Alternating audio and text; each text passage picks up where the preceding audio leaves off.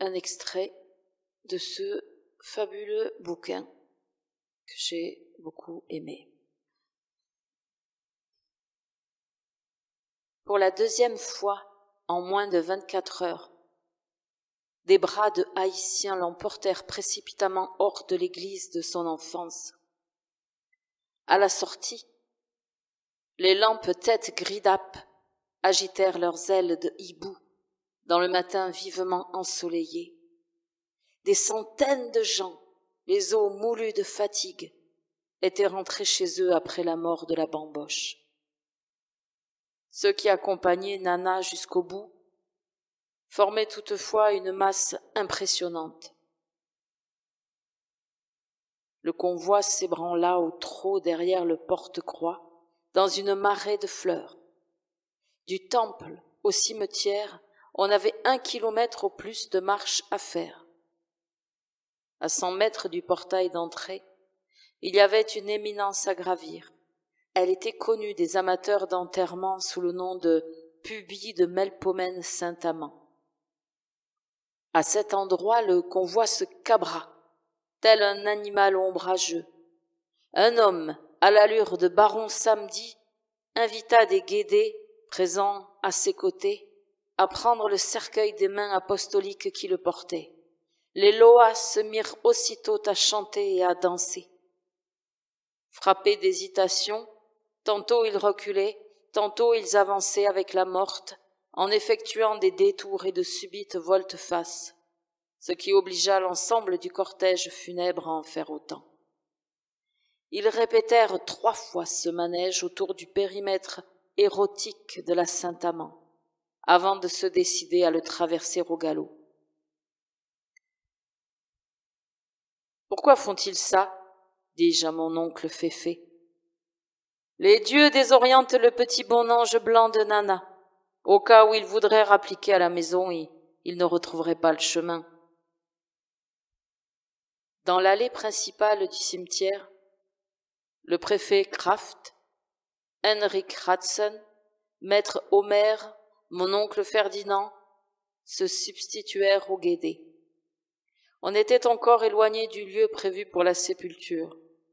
N'ayant pas de caveau de famille à Jacmel, les Siloé avaient obtenu une concession sur une élévation de terrain qui dominait le golfe dans toute son étendue. Les fossoyeurs attendaient à l'ombre d'un amandier. Ils faillirent prendre la fuite à la vue des masques qui s'égayaient entre les tombes dans leur direction. On se regroupa en cercle autour des parents d'Adriana. Le père Naëlo prit le goupillon que lui tendait un enfant de cœur. Il aspergea gravement d'eau bénite la bière, toujours découverte, posée à même la terre amoncelée sur les côtés de la fosse. Y aurait-il un discours ? Les croque-morts s'apprêtaient à passer les cordes sous le cercueil quand maître Homer leur fit signe d'attendre. Quelqu'un lui remit un long étui noir. Il en sortit la flûte que ses voisins connaissaient bien. Il exécuta d'abord un air majestueux. Quoiqu'inconnu à Jacmel, il suscita une vive émotion. Tout le monde pleurait, religieux catholiques et dieux vaudous compris.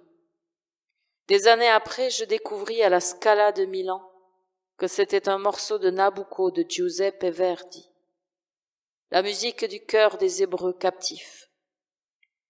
Va pensiero. L'avocat interpréta ensuite Sombre dimanche, une chanson alors très en vogue qu'on disait à l'origine de nombreux suicides d'amoureux dans le monde entier. Ces paroles étant sur toutes les lèvres, la foule pouvait accompagner le flûtiste. Je mourrai un dimanche où j'aurai trop souffert, alors tu reviendras, mais je serai parti. Des cierges brûleront tendrement comme l'espoir. Pour toi, rien que pour toi, mes yeux seront ouverts. N'aie pas peur de mes yeux s'ils ne peuvent te voir, ils te diront que je t'aimais plus que la vie. Par ce sombre dimanche, les bras chargés de fleurs, je suis restée toute seule dans ma petite chambre, où pourtant je savais que tu ne viendrais pas. J'ai murmuré des mots d'amour et de douleur, je suis restée toute seule et j'ai pleuré tout bas. en écoutant souffler le vent froid de décembre, sombre dimanche. Dans le dimanche resplendissant de Jacmel, la chanson produisit un effet des plus inattendus. Dans tous les yeux, la joie pointa à travers les larmes. Les bruits joyeux du matin ensoleillé envahirent la cérémonie d'inhumation. Un coq draguant 3 poules en même temps dans une bananeraie voisine. Un couple adolescent galopant accru un cheval aubert entre 2 haies rouges de marguerite à tonnelle. Des oiseaux se poursuivant éperdument dans l'amandier musicien sous la brise de mer. Le jour haïtien à perte de vue immensément bleu fit fondre la tristesse dans l'azur prodigieux du golfe. Le deuil ne seyait pas à nos adieux. Même le bruit des cailloux sur le bois du cercueil allait des années durant retentir dans notre souvenir comme un écho de vie plus fort que le chagrin.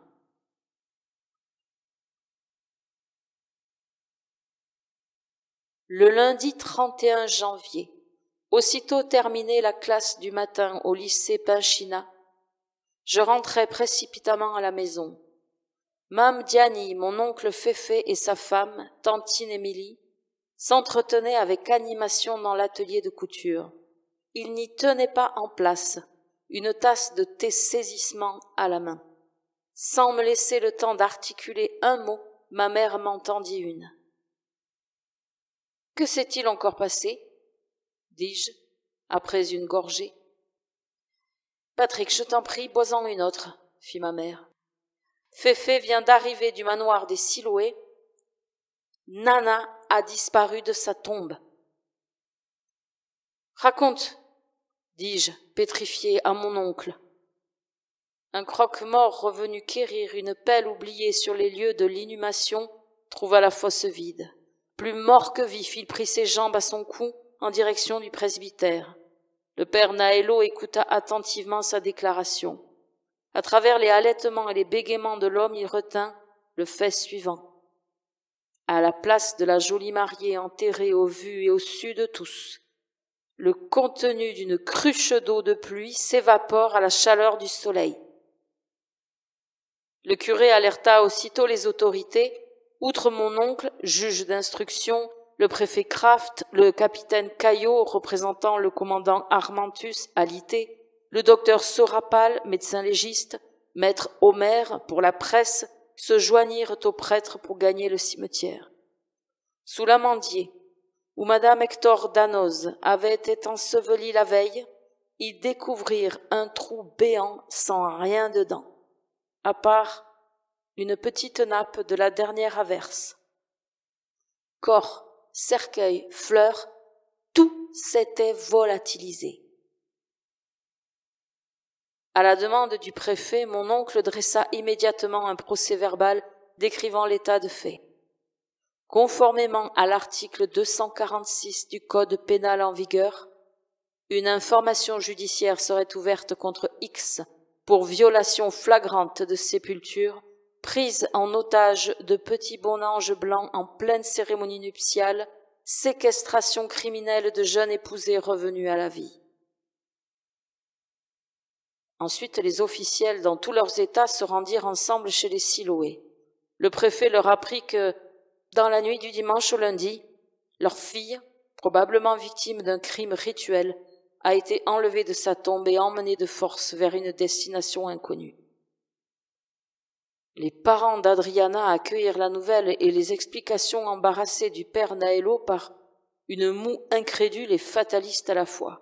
Après ce qu'ils avaient vécu depuis les événements du samedi, plus rien au monde ne saurait les étonner. Leur opinion était arrêtée. À la veillée et aux funérailles d'Adriana, en hommage émouvant à sa beauté, le réel merveilleux haïtien était entré en éruption, incapable d'admettre l'arrêt du cœur qui a terrassé Nana au pied de l'autel. Des Jacmeliens à l'imagination nécrophile ont réincorporé leur fille à un conte de fées. La disparition de son corps du sépulcre était l'épisode qui menait à son terme ce saut dans un imaginaire aux prises avec la peur de la mort. C'était le tribut que leur malheur avait à payer à l'identité magique de leur pays d'adoption. Denise et moi, conclut André Siloé, de même que vous, messieurs, ou bien vous, mon révérend père, nous ne pouvons hélas rien contre la nébuleuse de fables et de fictions qui, à Haïti, entoure fatalement le destin de la mort et le destin de la vie. Pour parer à cette double fatalité, le Christ lui-même, s'il se mêlait des affaires haïtiennes, manquerait de bras comme la Vénus de Milo. Tout était dit avec humour et sur un ton irrévocable, confia mon oncle. Aucun de vous n'a osé insister? Demanda ma mère. Non, après de telles paroles, il fallait se mettre à genoux devant la souffrance résignée du couple et se taire. C'est le parti compris.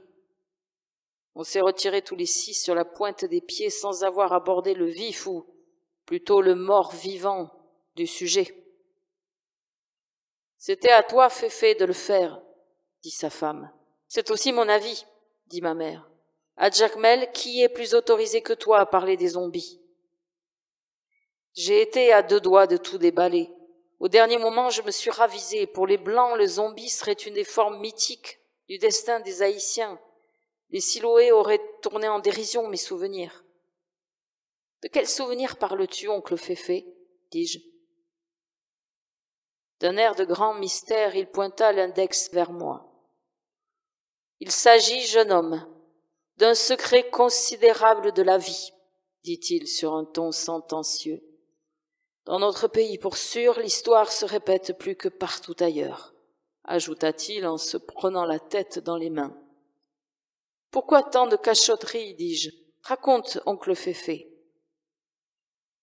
Qu'est-ce que tu en penses, Diany? Je mets Patrick au courant? Après ce qui vient de se passer, ça vaut mieux, dit ma mère. Le voici concerné d'aussi près que toi. C'est long à raconter, dit-il. Pour l'intelligence de mes souvenirs personnels, tu as besoin d'être éclairé au sujet du phénomène zombie en général. Laissons ça pour ce soir. Je dois me sauver, il y a beaucoup à faire au tribunal. Ainsi parla mon oncle Féfé. Ce soir-là, j'écoutais pour la première fois un adulte cultivé, un homme de loi, de poids et encore de loa, comme on disait avec humour de mon oncle, aborder l'ensemble de la question zombie. Jusque-là, elle était pour moi un mystère plus épais que celui de la grossesse par l'érection du Saint-Esprit. Enfant, les histoires de zombies nous tenaient en haleine, nous donnaient le frisson et faisaient dresser les cheveux sur notre tête lors des séances de contes fantastiques tirés tard le soir, durant les longues vacances d'été dans les collines des environs de Jacmel. Pour tonton Ferdinand, un zombie, homme, femme, enfant, était une personne dont le métabolisme, sous les effets d'un poison végétal, a été ralenti au point d'offrir au regard du médecin légiste toutes les apparences de la mort.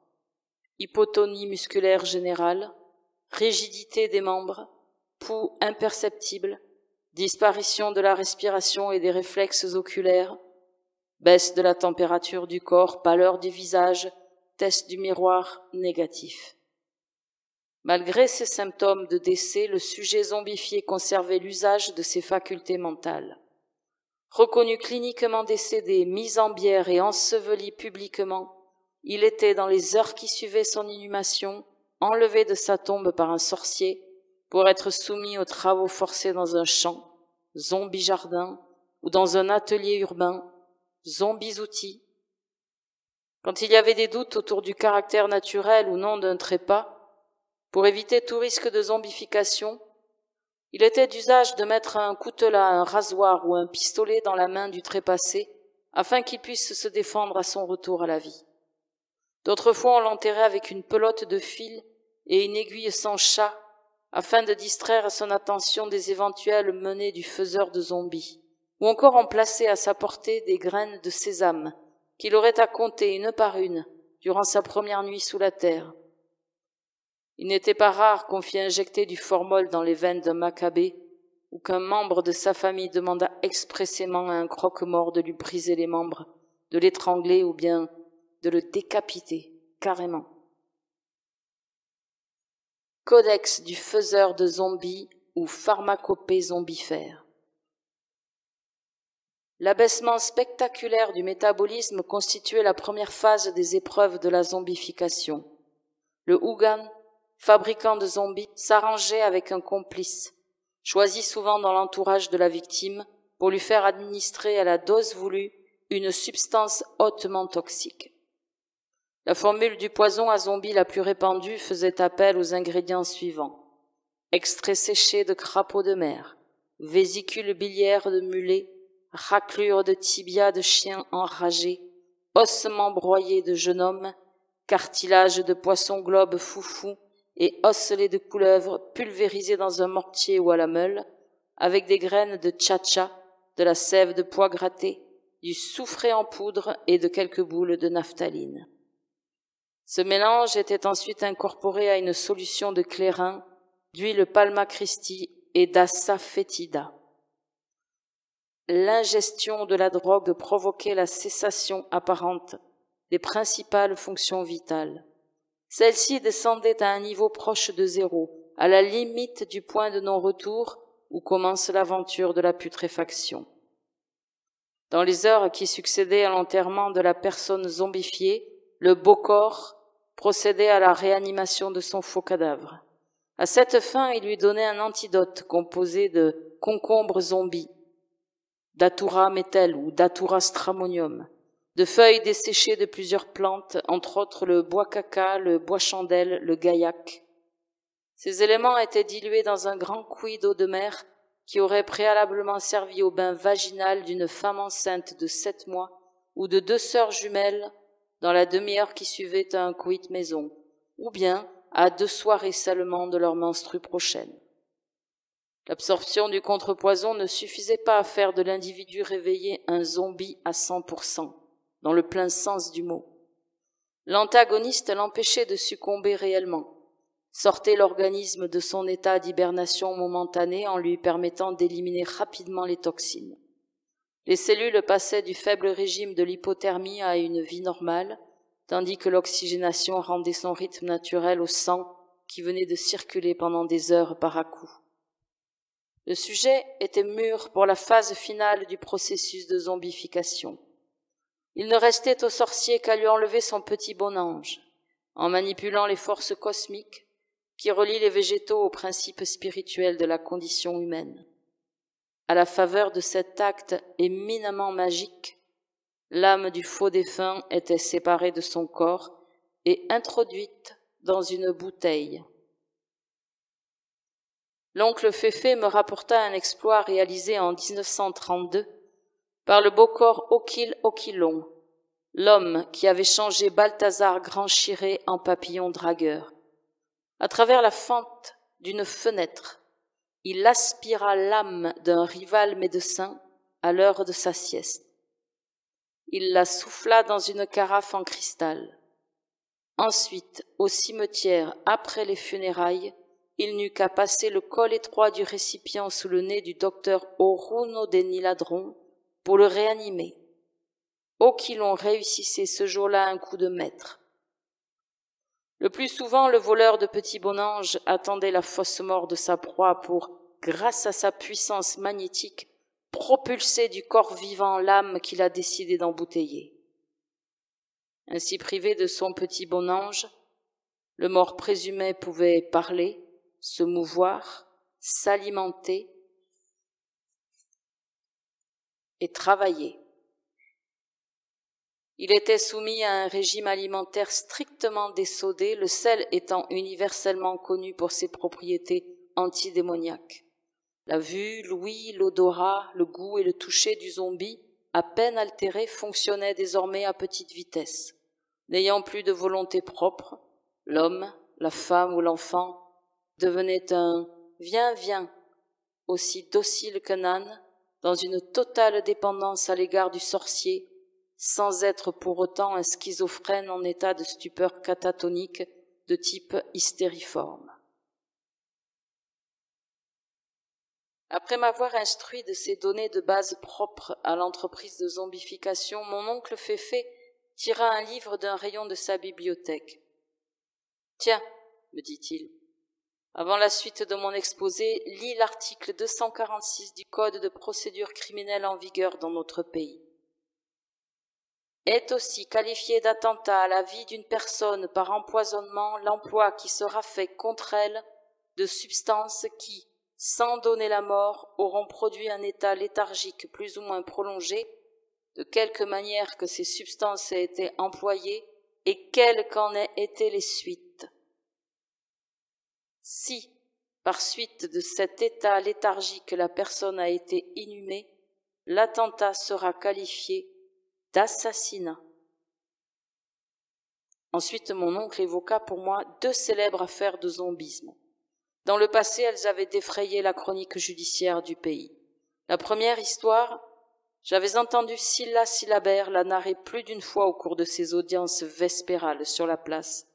C'était un classique du romancero des zombies. Raconté par mon oncle, il prit toutefois l'éclat d'un fait quasi autobiographique. En effet, l'oncle Féfé avait bien connu, à l'île de la Gonâve, Constant Paulinis, un témoin personnel de l'événement. C'était le même homme qui, dans les années 20, avait mis William Seabrook sur la piste qui le porta en 1929 à publier L'île magique, le feuilleton, best-seller aux USA, qui dans l'entre-deux-guerres mit les zombies à la mode sur les écrans de Hollywood. C'était l'histoire de T. Joseph, un faiseur de zombies. Sylla nous l'avait rendue familière sous le titre « Les fugitifs du morne au diable ». Un matin de janvier 1918, T. Joseph du Colombier, flanqué de sa femme Croyance, s'était présenté à l'embauche de l'usine sucrière la Asco, à la tête d'une colonne de paysans déguenillés, prêts à jouer vaillamment du coupe-coupe dans les plantations de la compagnie américaine. Au moment de se faire embaucher, ces hommes aux faciès débêtés, au regard éteint, furent incapables de décliner leur identité. T. Joseph le fit à leur place. Il venait du lieu dit Morne au diable, hameau perdu aux confins frontaliers haïtiano-dominicains. C'était la première fois que ces travailleurs descendaient dans la plaine et découvraient le bruit, l'agitation, la fumée d'une usine moderne. T. Joseph et sa compagne se portèrent garants de leur capacité à fournir un rendement de travailleurs de choc. Les témoins de la scène se rendirent compte qu'ils avaient affaire à une main-d'œuvre zombifiée au service du couple du Colombier. C'étaient de pauvres diables tirés une nuit de leur faux dernier sommeil pour continuer à besogner dur au profit d'un patron aguerri. Pendant 2 semaines, sous le fouet joyeux de T. Joseph, ils se révélèrent des champions de la coupe. Chacun d'eux réalisait le triple du labeur du meilleur coupeur de canne de la saison. 12 heures d'affilée, à part la brève halte pour le repas du midi. C'était un spectacle de ballet leur façon rythmée d'avancer d'un champ à l'autre, en abattant tout sur leur passage comme par enchantement, sous l'implacable soleil des tropiques. Le soir, ils se retrouvaient dans leur baraque pour faire honneur à la nourriture abondante que Croyance leur préparait. Un ordinaire de bouillie de maïs, de bananes plantains cuites à l'eau, de haricots noirs assaisonnés seulement d'ail et de piment, pour éviter l'effet chahuteur et subversif du sel. Tout alla bien jusqu'à la fin du mois de février. Ce dimanche-là, T. Joseph, du fric plein les poches, partit à Port-au-Prince, se mêler au monhomme effervescent du carnaval. Il confia son équipe de ferrailleurs des champs à Croyance, qui avait l'habitude de ce genre de garde. Au début de l'après-midi, aux prises avec un dimanche à son goût trop lent à s'écouler, elle eut l'idée d'emmener ses salariés enchantés faire un tour au village voisin de la Croix des Missions. À l'arrivée, elle installa sa petite société à l'abri du soleil. Les zombies, errant hors du temps, n'avaient pas à le tuer comme faisait Croyance en grignotant ironiquement des friandises au sel, tout en suivant du regard les promeneurs du jour de fête. Tout à coup, une marchande ambulante cria « Tablette, tablette pistache, à 10 cops le sachet !» C'étaient des cacahuètes salées bien enrobées dans du sucre candide canne. Ces tablettes étant au sucre, pensa Croyance, ça fera sûrement plaisir à mes petits camarades d'outre-tombe. Elle acheta quelques sachets et les répartit entre les zombies. Ceux-ci en effet trouvèrent du délice à les sucer et à les mâcher. Au bout d'un moment, ils se levèrent comme un seul tigre et mirent le cap droit sur le morne diable natal. À leur arrivée, ils furent aussitôt reconnus par leurs proches, pour le père, le frère, le fiancé, le cousin germain, le copain qu'ils avaient enterré au cours des années précédentes. Indifférents à la stupeur qu'ils allumaient sur leur passage, les zombies gagnèrent les 3 cimetières ruraux où chacun, en 2 temps, 3 mouvements, se creusa une nouvelle tombe où s'enterrer pour de bon.